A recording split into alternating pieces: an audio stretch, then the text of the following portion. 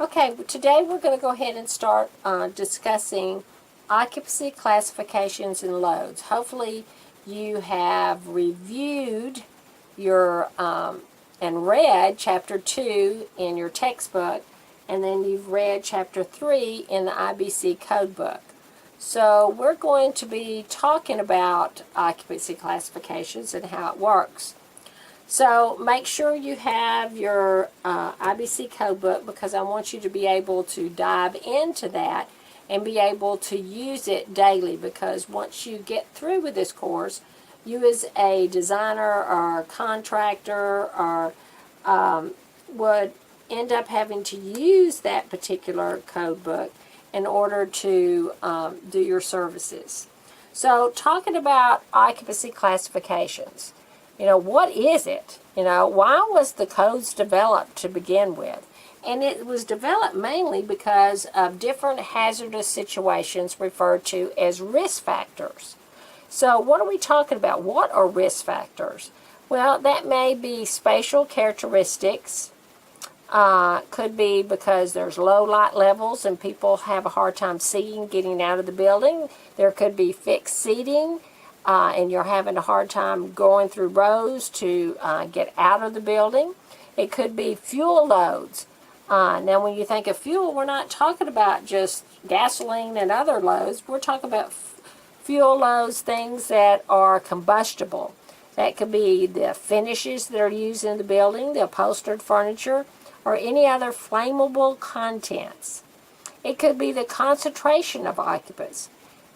So it could be how many people do we have in that particular space. It could be the characteristics of those occupants.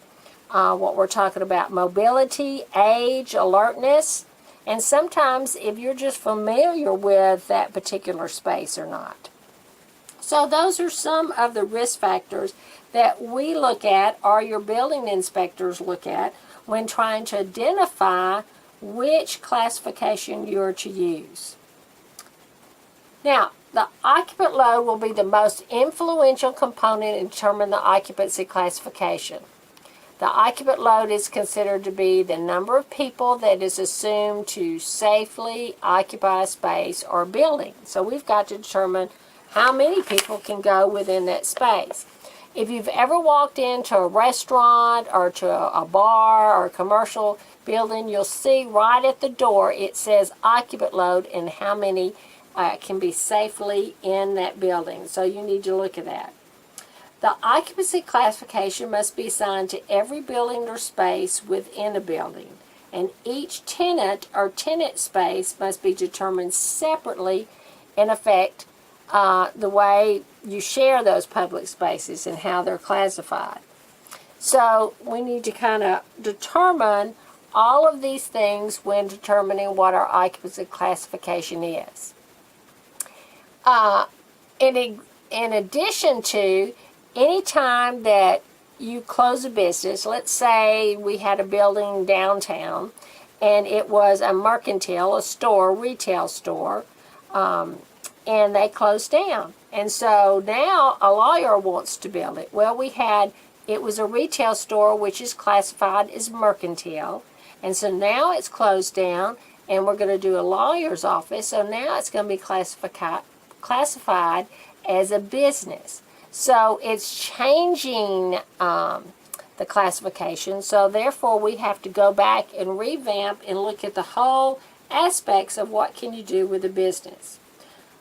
There are 3 things you must know before any occupancy classification can be determined.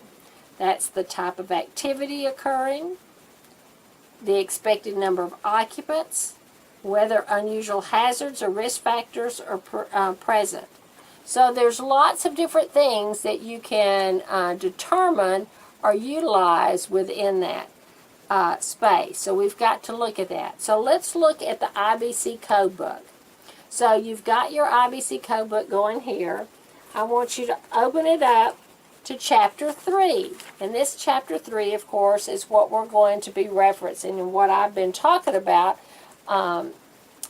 since we started this PowerPoint. You're going to see there are 11 types of ideas. Hopefully you get closer and you can see it, but open your textbook. It's on page 41, and you can see that there's 11 different categories. So what I want you to do is to have an understanding of assembly. Now when you look under assembly, you're going to notice there's different categories even under assembly. So there may be A1, which is assembly group 1, or A, is small buildings and tenant spaces. Then if you look at A2, these are larger places, banquet halls, casinos, nightclubs, restaurants. A3, of course, are like courtrooms, community halls, funeral parlors.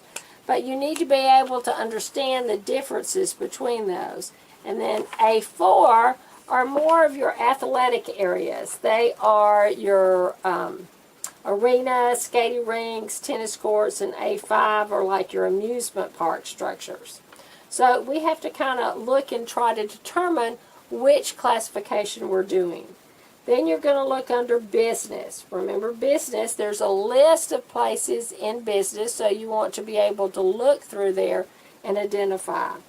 Educational is anytime there are 6 or more people in a group from 12th graders below, you've got to try to determine, or you can determine that it is an educational group. And then there are factory. Of course, in there's different types, F1 and F2, and that's, of course, if it is more of a moderate hazard or it is a low hazard. So you'll have to determine that. But there's a long list of places to secure. Now, I'm telling you all this, and I want you to go through in detail, look at all of the different ones, hazardous to education to residential group, institutional. But remember, you might identify, but you always have to go to the your inspector for the city, or the city that you're doing in your jurisdiction, remember, and you need to agree upon that those are the same classifications. They agree that that's what it needs to be, and you agree that it needs to be. So they have the final approval on that. Let me make one comment on that. We talked about educational. So if I ask you about a university, you might say, well, that's educational. No, it's not. It is a business. So you've got to make sure that you have a clear understanding of what those classifications are. Mercantile is another group that you need to look at. And then, of course, residential group.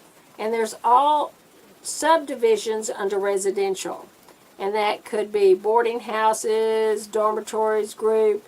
You're going to look like R1 is more of hotels, motels, and boarding houses. R2 is more apartments, dormitories, fraternities and sorority homes, hotels, non-transit. And then there's group 3, of course, looking at those care facilities. So you need to be able to go through that chapter and being able to identify. Your worksheet will give you several scenarios, and you need to try to figure out which one it is. So hopefully this was helpful for you.